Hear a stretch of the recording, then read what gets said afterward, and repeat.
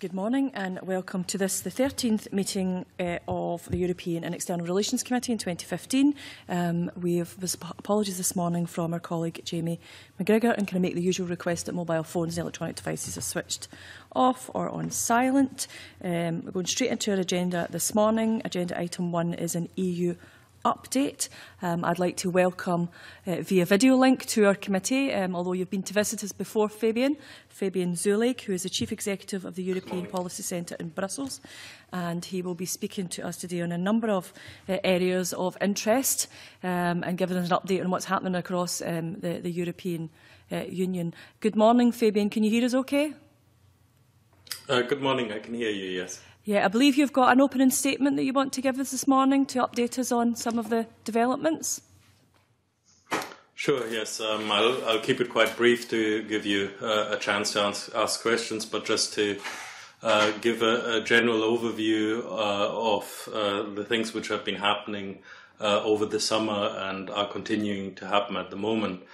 And I'm just going to briefly cover 4 big blocks. One is the Greek crisis and what that entails. Then the second one is the migration crisis we're facing at the moment. The third one is where we are on the debate around reforms in connection with the UK referendum. And the fourth one I wanted to briefly mention is also the other ongoing work at the EU level in areas such as better regulation and single market, so more the day-to-day works of the EU. Starting with the Greek crisis, we had, of course, high drama from the beginning of the year till the summer, with the new government in Greece rejecting the approach which had been taken so far, but at the same time needing additional support to stay within the euro. And I think we really were in a situation where it was going to the wire. It could have gone wrong. We were close to a potential Grexit at times. In my view, that would have been a disaster. It would have been a disaster for Greece. I think the economy in Greece could not have taken the shock of a sudden Grexit at this point. It would have had to default. It would have had to start having an alternative currency of some kind, which would have been worthless from the start. So I think we would be in a situation where the economic and social situation in Greece would have deteriorated even further, like massive capital flight, migration, etc., and even instability within the country. This would have had also a big impact on the rest of the EU, and I'm deliberately saying EU here, not just Eurozone. I think we're talking about a situation where the political fallout from a sudden and catastrophic exit from the euro for Greece would have been very significant, especially in the medium to longer term. Of Grexit could have been handled, although more money would have had to be found, particularly to help the Greek population.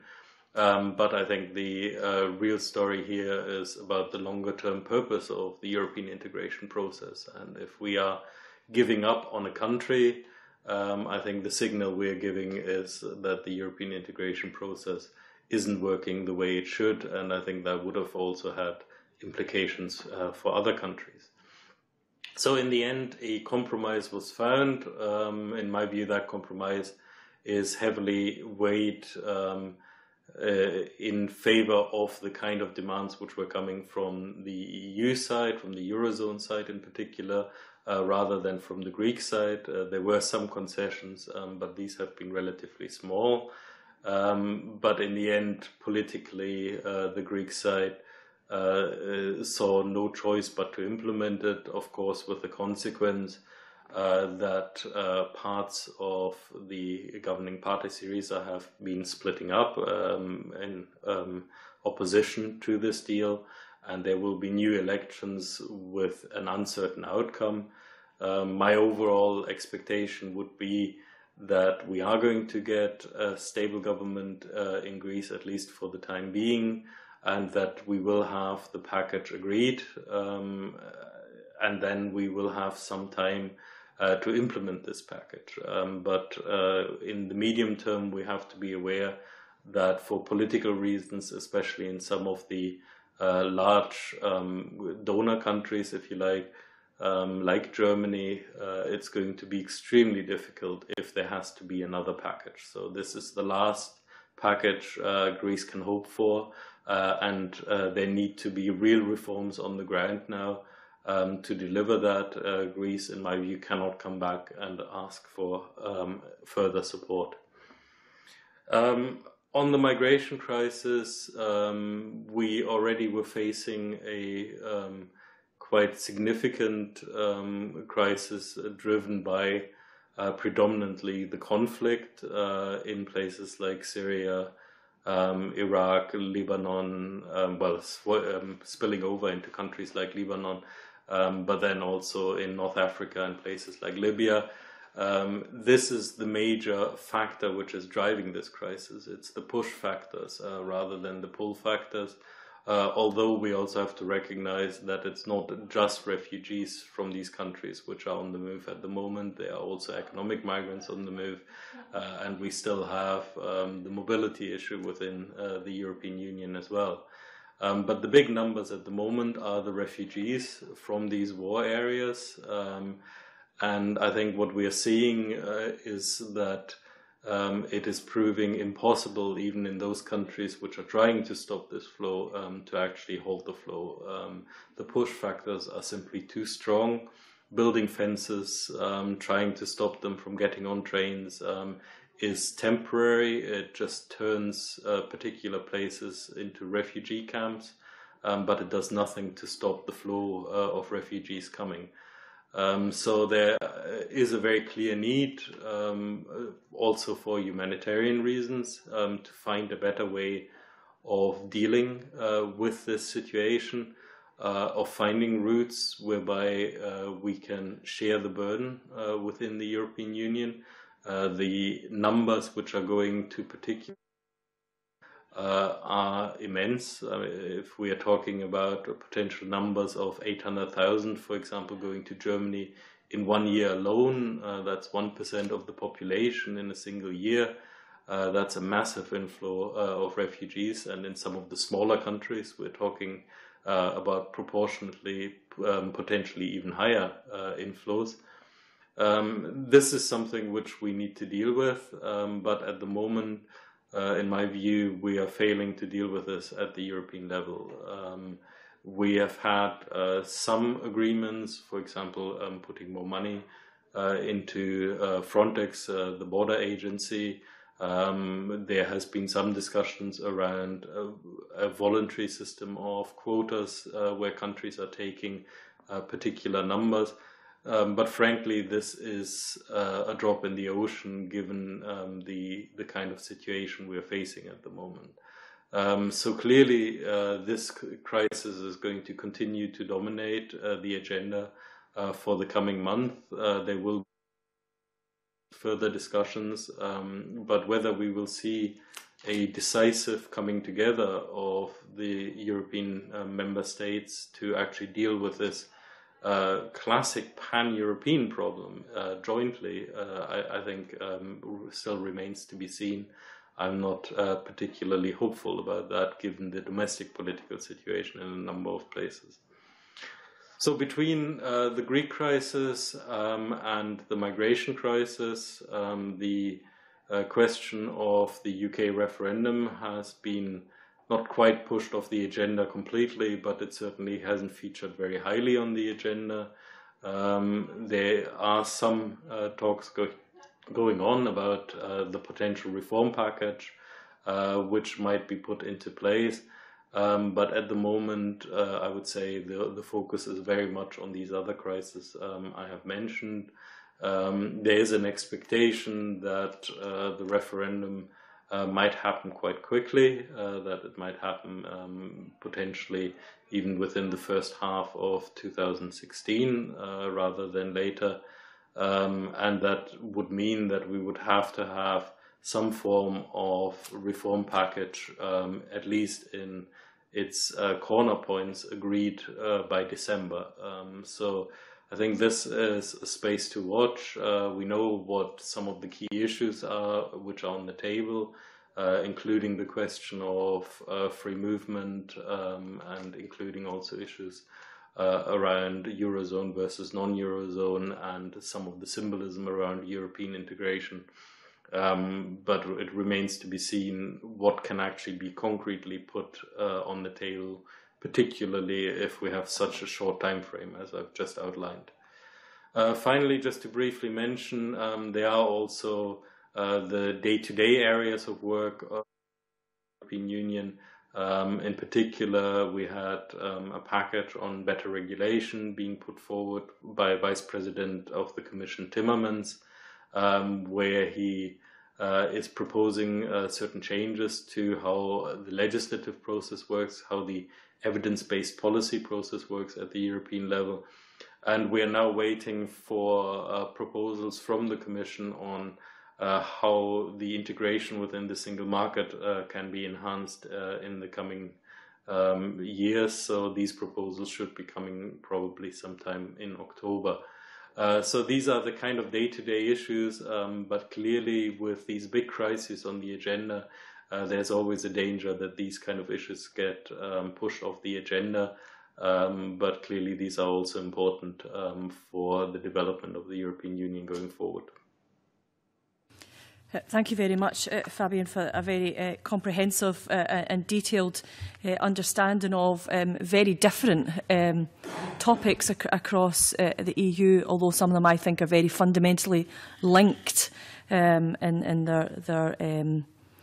their process, to be honest. You spoke about Greece and the challenges there, and you spoke about the refugee crisis and EU reform. I think they're all linked. I see this morning that maybe one of your German colleagues suggested that David Cameron shouldn't have any discussions about EU reform, and they won't facilitate them unless he takes a fair share of responsibility for the crisis that we see in front of all of our newspapers today on the refugee crisis. We see Greece sharing some of that burden, especially maybe some of the Greek islands and costs. I was wondering if you could maybe give us some of your insight in what you think the EU member states should be doing. I think there's a bit of a clarion call, and I think maybe that reached a bit of a crescendo overnight with some of the images that we have all been confronted with, and the actual reality, the hard reality of the people who are having to flee oppression and war. That clarion call, I think, is coming from the general public now, pushing our politicians. And I was just wondering, from your perspective, if you've got any ideas on how the EU should be doing more, and whether you've got any understanding about whether you think Frontex is as effective as Mare Nostrum, which was the previous programme to rescue people in the Mediterranean. So I sort of chuck all that at you now, and hopefully maybe you can make some sense of it and come back to me with some ideas that maybe, you know, this place can push to our politicians as well. Yeah, I mean, I think what the recent developments and the very dramatic and sad pictures which we have seen in the last couple of days have really highlighted is the human cost of this crisis. And I think it should be a wake-up call for the responsibilities we all have, not only politicians. I would say this is a societal issue. We have to actually accept that most societies in Europe will have a significant influx of these refugees who are fleeing for their lives and who are willing to risk their lives in the process of getting away from this horrendous conflict which they're faced with in their home countries. I think this means that we should be taking refugees, that we have to get used to the idea that unless this conflict is resolved, which doesn't look likely at the moment, that this is a at least medium-term situation where we have to think about how we can integrate these in our societies, in our labor markets, because they're not going to go away very quickly. And I think the worst situation would be if we end up with large numbers living in well, I'm using the word very deliberately here, in slums, which cannot go anywhere. So I think we really have to make sure that Europe takes its responsibility seriously.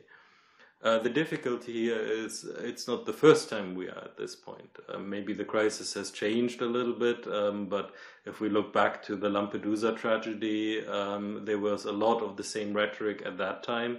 It remains to be seen whether populations really are pushing politicians further at this point. I don't know exactly what is going to happen here. But it has to be said that every time we have faced these pictures in the past, there has been an outcry, but after a while, this outcry has died down again.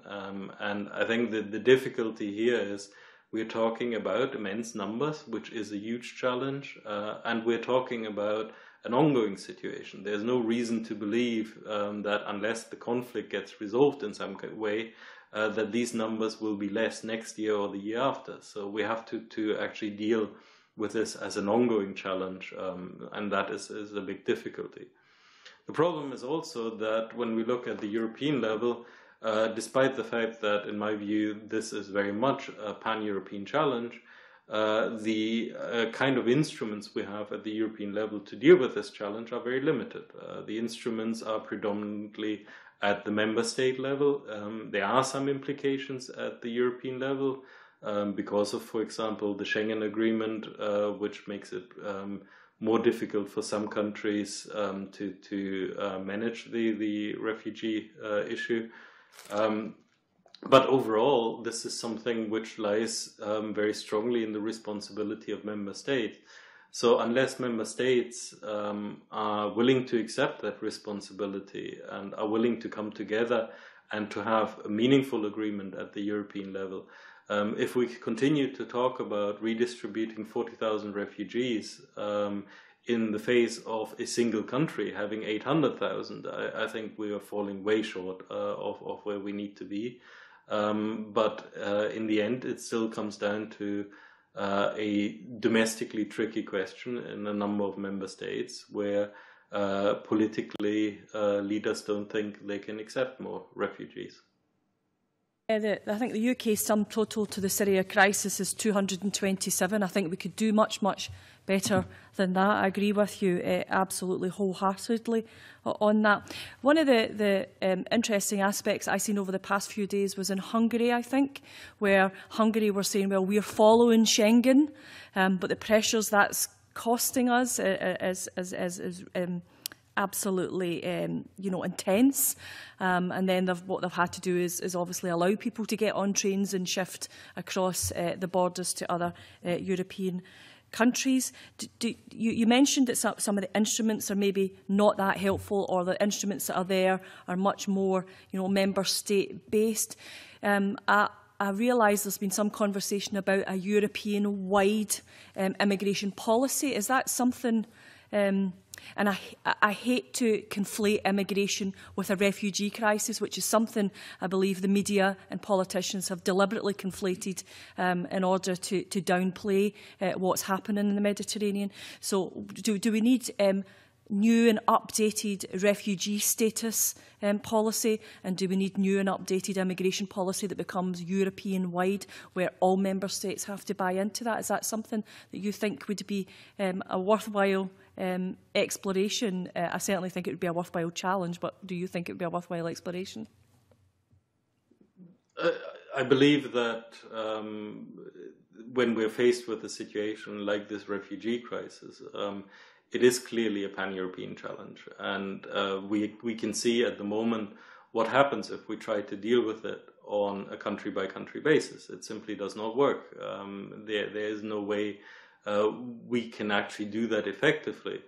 However, to have the member states come together and have a truly common asylum policy, I think is very, very far off. I do not see the political will of that to happen. I think the best we can hope for at the moment is to try to tackle particular elements, to try to, for example, agree a more meaningful quota of distribution of some of the refugees, to try to provide more assistance to the countries which are the main transit countries, to also deal with some of the issues around the Dublin Agreement, whereby the refugees should be sent back to the first country they enter in the European Union. I think these are the kind of things we need to tackle now. But I think there are a number of member states, of which the UK, I think, is potentially one, who will block any meaningful move in that direction. So I think we are in a lot of ways stuck.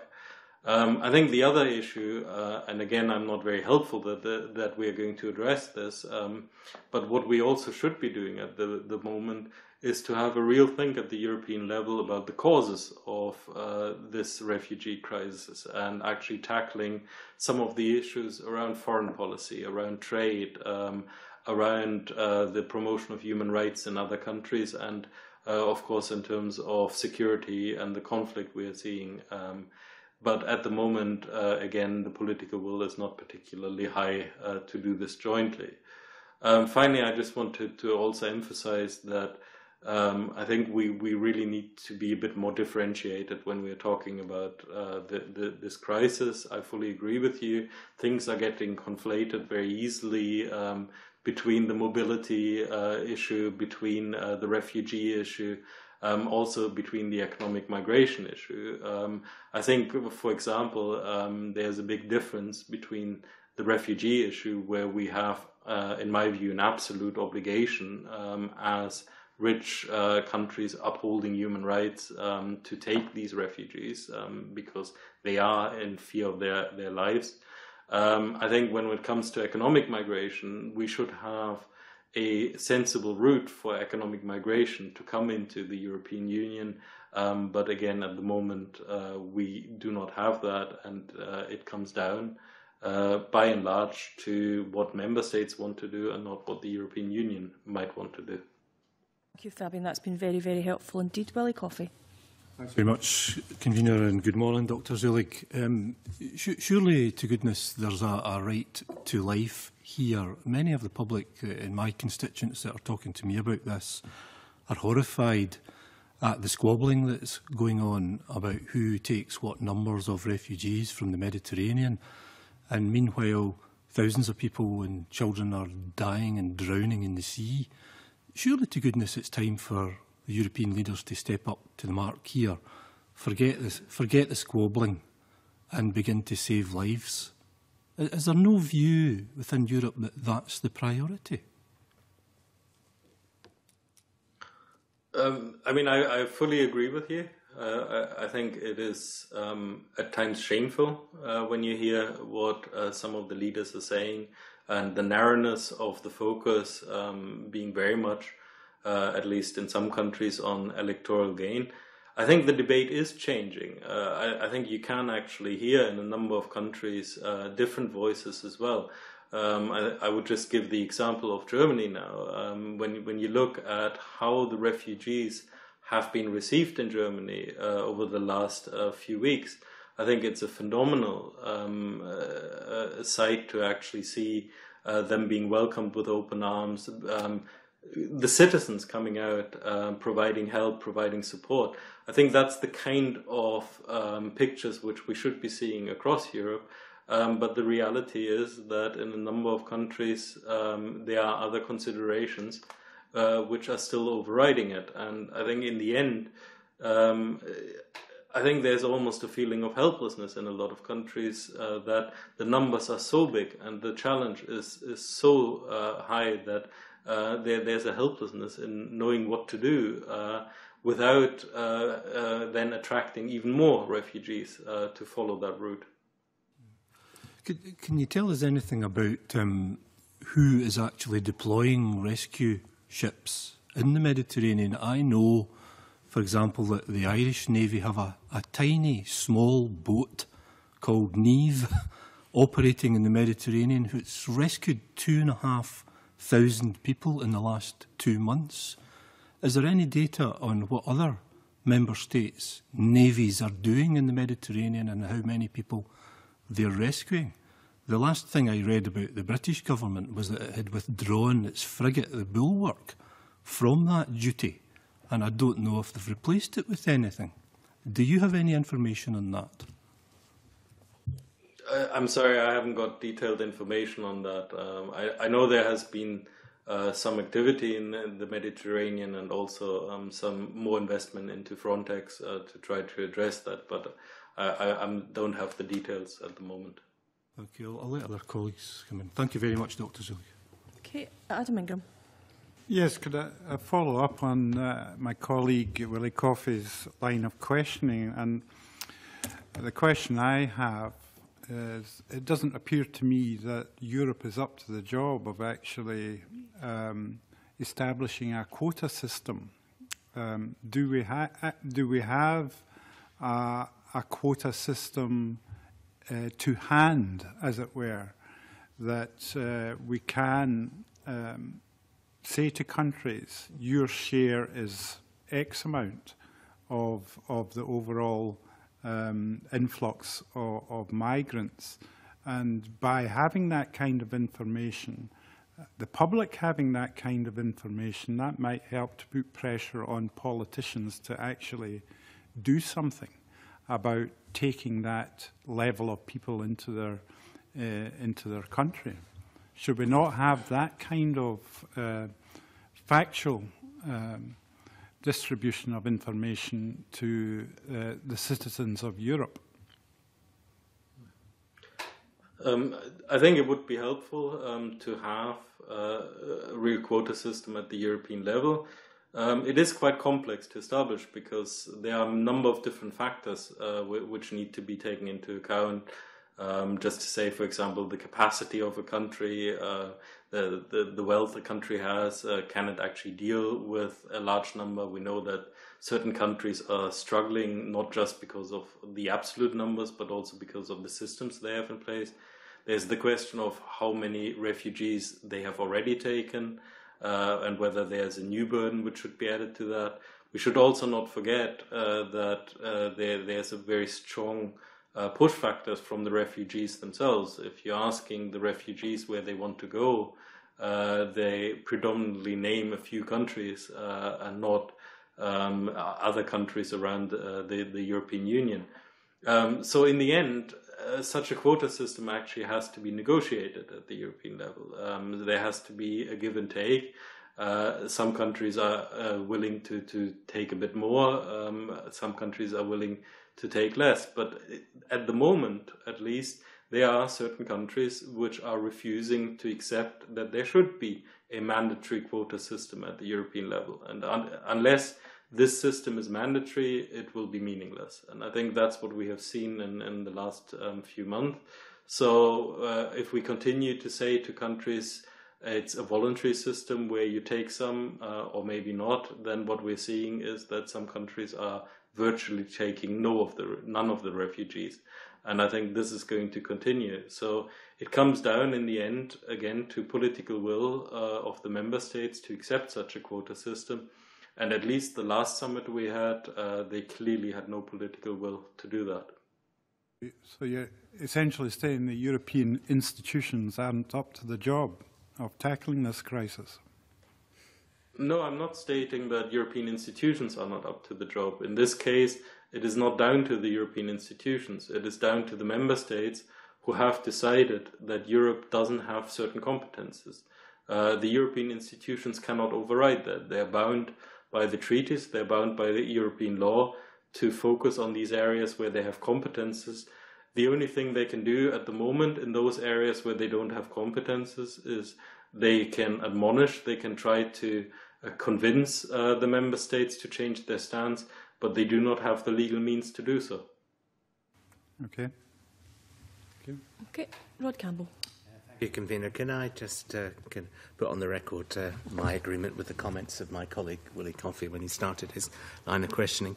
A couple of points, really. Just in relation to the Dublin Accord, how do you see that panning out in this situation going forward?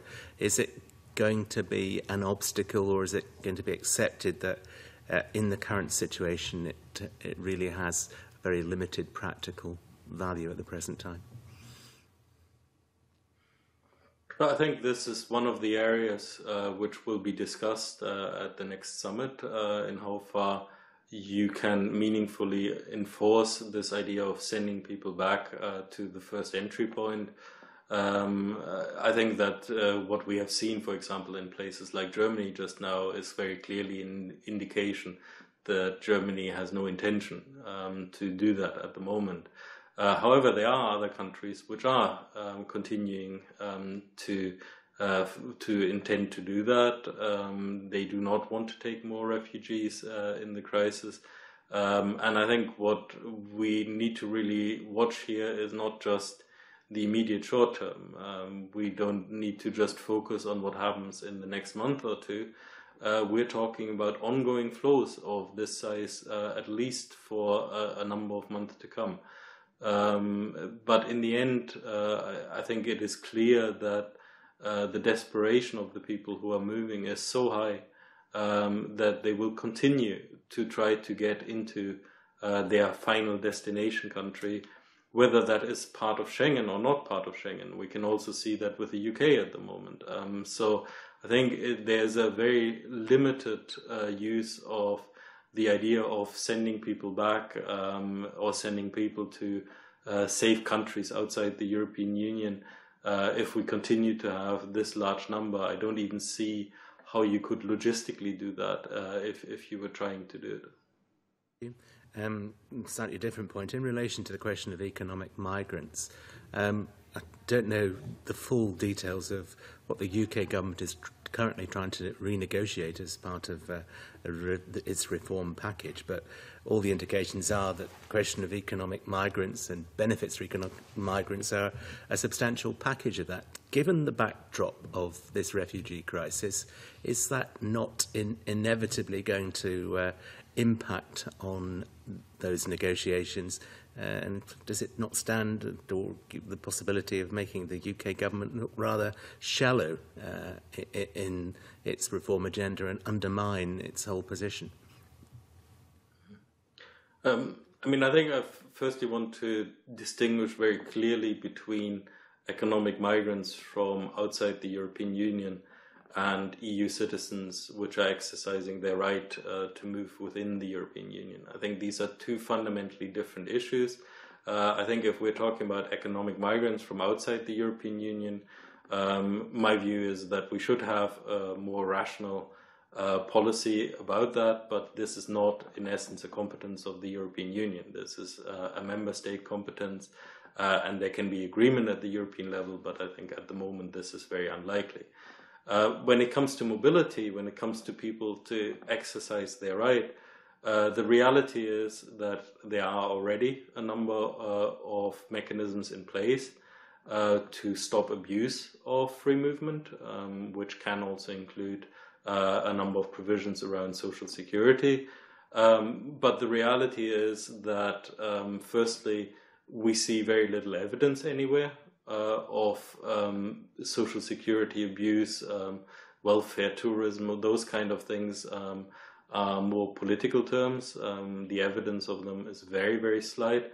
What we actually see in terms of the evidence is that the free movement within the European Union has benefited the countries greatly which have received these free movement, the mobility. I think also what is very important here is that when we're talking about this provision, this is essentially non-negotiable. The fundamental principle of free movement is not only part of the European single market.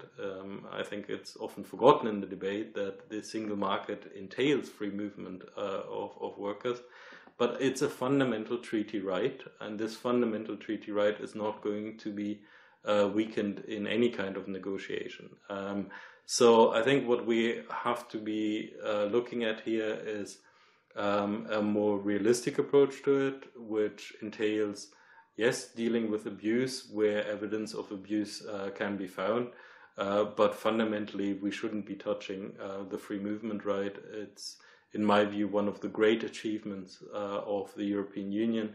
It is economically essential for the European Union, and if we start to water down these kind of rights, then, in my view, we are undermining the fundamentals of the European Union. Where do you foresee the kind of the ultimate kind of negotiated position on these issues going? What would you foresee would be offered to the UK government?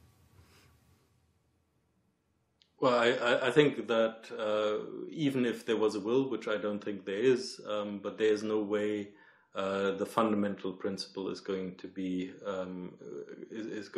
to be changed. So what we're talking about here is potentially re-emphasizing some of the mechanisms which are there to prevent abuse, to reiterate that the right is there for people to seek jobs within other European Union countries and not to go there to seek benefits. But fundamentally, I don't think we can really change something about the principle which is there. And I think the big danger is that if in the negotiations something comes up, like, for example, a quota for EU citizens, then we will very quickly reach an impasse, because there are certain things like a quota, which in my view are impossible under European law. Thank you. Thank you very much, Rod. Anne McTaggart. Thank you, Convener, and good morning, Dr Zulik. Can I take you back, Dr Zulik? Within your discussions earlier, you mentioned about looking at some of the solutions to some of these problems, and about emphasising to other countries about the human rights aspect and how that should happen. Can you tell me, have any of the programmes currently being run, have they been accelerated? Is there scope for that to happen quickly? Well, there has been some action. I mean, since the last European summit, there's been more money, for example, going to some of the countries which are being affected by this. There has also been more money going to Frontex. So there is some action going on. In the end, how quickly that will translate into real action on the ground depends a lot on the capacity of the member state we are talking about. In the end, it's the member state systems which can be supported, in some cases even with personnel. So, for example, we are now having for border patrols, for example, from different countries also helping out at the main transit points. But I think fundamentally we're talking about here capacity of member states to deal especially with these kind of numbers. And when we're looking at the situation, for example, in parts of Hungary, when we're looking at the situation on some of the islands on the Greek-Turkish border, I think we are reaching points there where the sheer logistics, the sheer difficulty of dealing with these kind of numbers in a constrained space with constrained means is starting to show, and it's having a very detrimental impact on the well-being of those refugees. Thank you. Thank you. And Hans Zala. Good morning, Doctor. You made a very interesting comment early on in your presentation, and that was about the cause of the current situation that we're facing in Europe in terms of the refugees influx. The common denominator in all of this seems to be that the vast majority of the refugees are from Afghanistan, Libya, and Syria. In all three countries, the British forces have been involved very heavily historically, and particularly in Syria, where despite the UN saying not to get involved, we are involved. Therefore, I feel that the UK government has a moral obligation to be involved. And I'm quite comfortable with some European countries saying that they don't want refugees because they're not involved in the cause of the refugees in the first instance. So they feel almost being penalized simply because they're European, despite the fact they've not been involved in the conflict from the European theatre, as one could perhaps call it. Therefore, I think David Cameron does have a moral obligation to help redress the issue in more than one way. One is, of course, the reason for the cause of the influx, which is very important. We need to deal with that issue fairly quickly, as well as also trying to find a home. Particularly, I feel that the women and children is something that is very sensitive to all of us in our heart. We tend to overlook young men who are fit and will fight and survive. But I think the vulnerable community within that is very important for us to deal with, I think, because these young children in particular, when they grow up, they will remember what happened to them. They will remember why it happened to them, and they will also remember how they were treated. And what I don't want to see is a scenario, these young Europeans growing up thinking that they are something different from the indigenous Europeans. We want them to be part and parcel, because what we don't want is headaches in another 20 years' time. I think these are issues that are worthy of very serious consideration. We don't want them to feel them and us as they're growing up in our communities.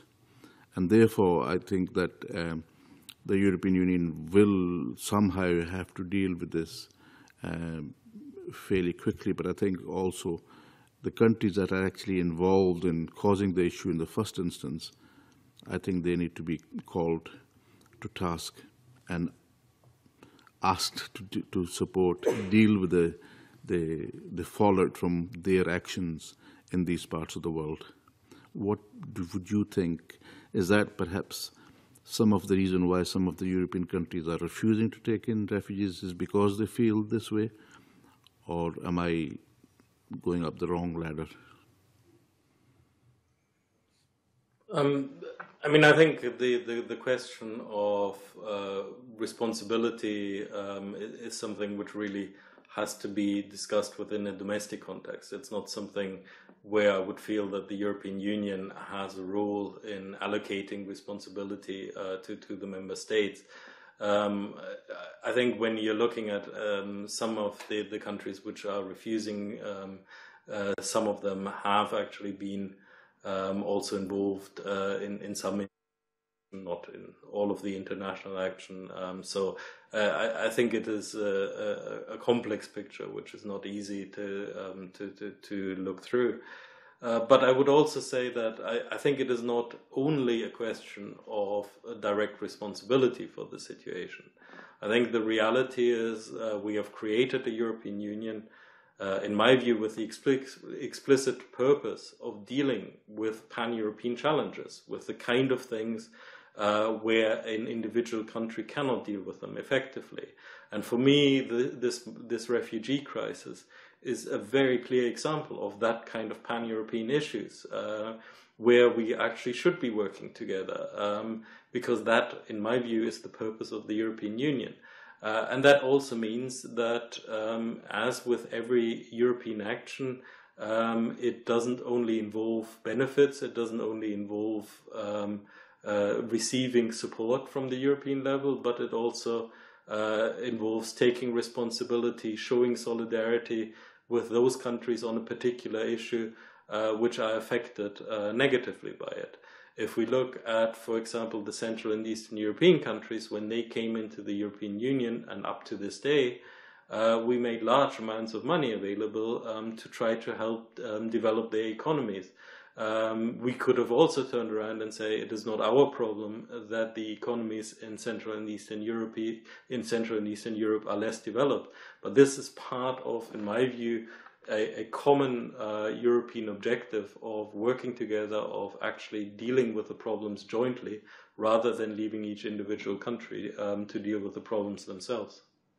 Surely surely that's different. I mean, I'm talking about if you're a member of an organization like the European Union, and then you decide to do something almost like a rogue state. If the UN says don't get involved in Syria, and the British do get involved in Syria in terms of bombing sites within Syria, we're going against the UN. We then in Europe shouldn't have to pick up the baggage from one rogue state's actions, surely. That's different from assisting European Union countries coming up to the mark from somebody who's actually going in and doing something totally against the European Union's ethos. I mean, the European Union didn't decide to go into Syria. The British government did. Now, if they've gone into Syria and they've caused all this problem, surely to God, they then have a moral responsibility to pick up the tab. I'm not denying that you have to have a debate at the UK domestic level to allocate responsibility. What I'm saying is, for me, that element of it is not really a European debate, but rather this is about what needs to be done within the UK. Okay, thank you. Okay.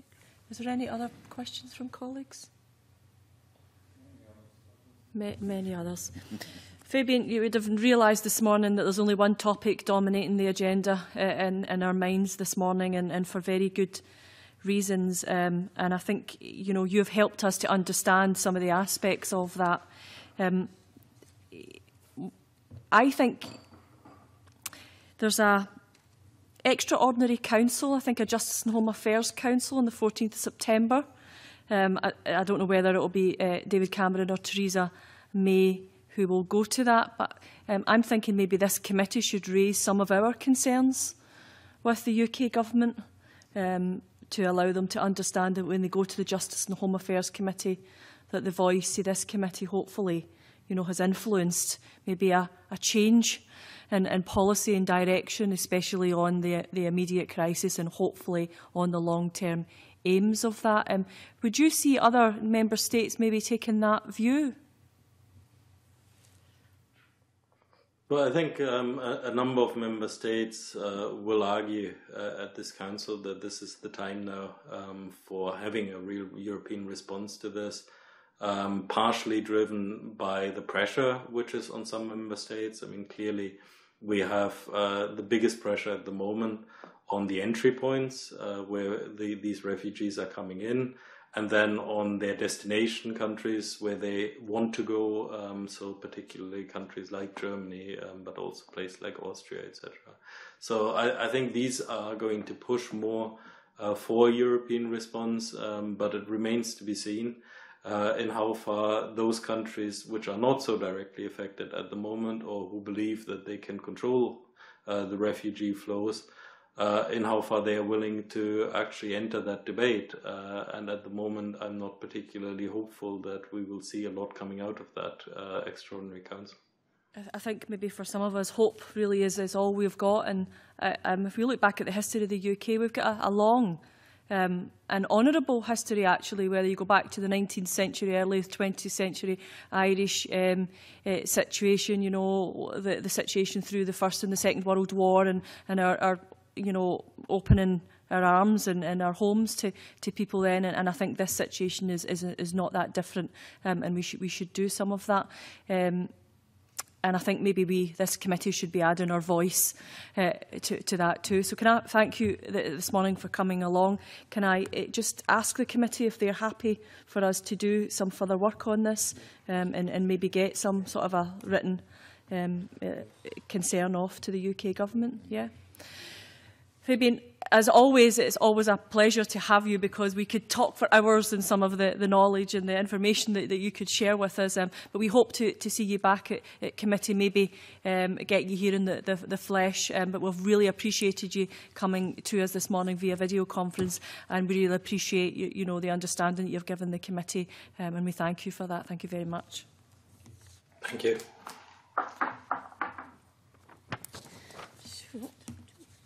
Agenda item 2. It's in private, isn't it? No.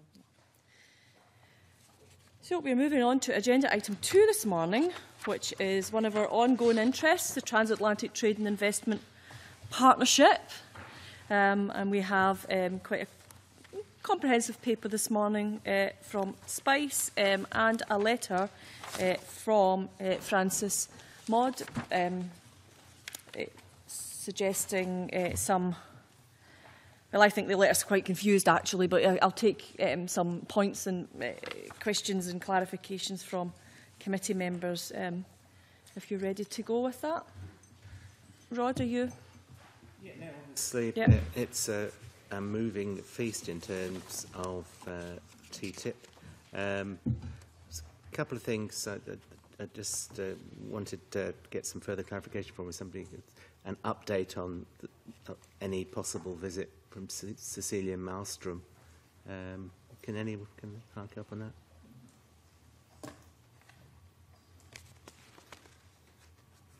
There, I'm just, Katie just reminded me that there isn't anything organised yet, but the committee is going out to Strasbourg with a specific topic in mind, right enough. But yeah, no, yeah. My memory may be playing tricks. I thought there was a letter, not proposing something definite, but some indication that as to dialogue.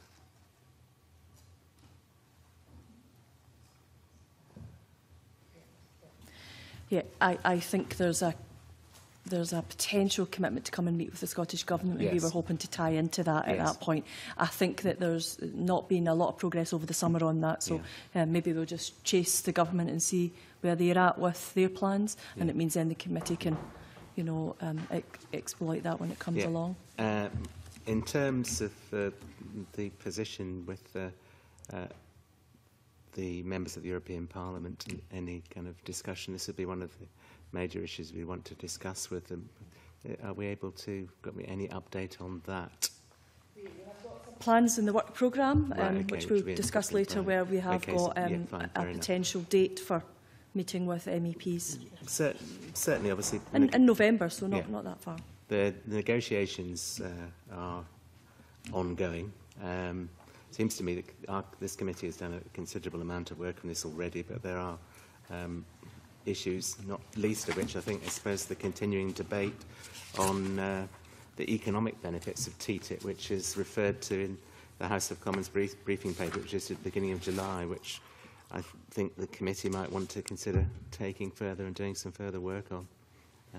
It's always difficult when kind of negotiations are continuing to decide at what point it would be appropriate to review it. But we obviously embarked on a detailed consideration of TTIP, and I think before this committee ceases to be, before the end of this parliamentary session, that we ought to factor in to do some further work. We've got some work with the MEPs built into the work programme, and I think this is something that's not going away, and we realise that and we understand that. And I think you'll see the letter from Francis Maud has suggested that he would be happy to, you know, provide updates and developments to the committee.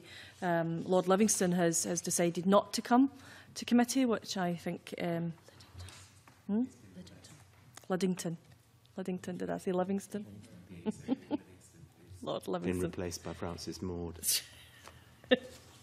David Liddington, who is the European Minister. So there seems to be a misunderstanding about who the Scottish Parliament is and who the Scottish Government is in this letter. That they're not an understanding that they're two different entities. And yeah, okay. But could I perhaps also make a request? I mean, this is a very comprehensive document that Spice have put together, just with the update, that we kind of have a regular updates from Spice on this, so that we can keep this to the forefront of our activities before, as I say, Rod, I suspect when the European MEPs go back into session as well, that this will be a hot topic, and I suspect that the US would maybe want to try and get it concluded before the next US elections as well. So it may, there may be an impetus there and some opportunities. But certainly we've got something scheduled in for November with our discussion with the MEPs to allow us to continue our work with TTIP. So it's not off the agenda by any stretch of the imagination, and with your good work keeping the committee focused on this, I think it won't be off the agenda at all. So. Okay. Any other questions on the TTIP stuff? Adam. The question of economic impacts, and if I recall rightly, when we had Scottish Government officials in front of us some time ago, they had indicated that they hadn't actually done an extensive amount of work, and I would like us to check up on what work has been done in that area in particular, to see what the practical implications might be for businesses in Scotland. Positive or negative? Yeah. Could I, just by way of clarification, I lodged a parliamentary question on the issue of that on the 24th of August. We haven't yet had a response, but it's really on that point. Okay, yeah. Anything else on TTIP? No? We thank Ian for his... There's probably nothing about TTIP that Ian doesn't know now, but we thank you for that. And we are moving on to our Brussels Bulletin, which you will see is jam-packed with stuff, because although maybe parliaments haven't been sitting over the summer, there's certainly been a lot of work going on. So any comments, questions, clarifications, queries? Adam? I've marked 3 here. Glasgow European Entrepreneurial Region. What are the implications of this award? Can we get a little bit more information on that, please? We can do that. The huge response from the European citizens on the nature legislation, I think, is worthy of what are the implications in Scotland in particular of this, for this.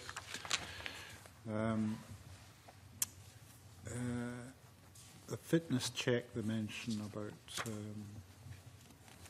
anyway, that's something I think, given the importance of wild areas of Scotland, I think.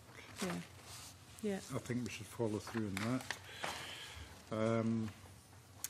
And the fact that there's an extraordinary agriculture council will take place this week, next week, with discussions focusing on the economic situation in the dairy and livestock sector, which is a very live issue in my constituency, with lots of dairy farmers and the crisis with the milk issues with milk prices, etc. That's something I would like more follow-up on as well. Yep, we can do that. Any other? Rod?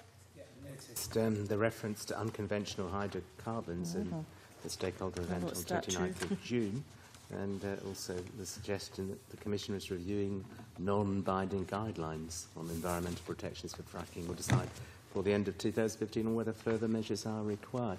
Could I just kind of log on? It would be helpful if someone can kind of keep an eye on what's happening with that and report back. That's obviously an issue of considerable interest to constituents in most parts of Scotland.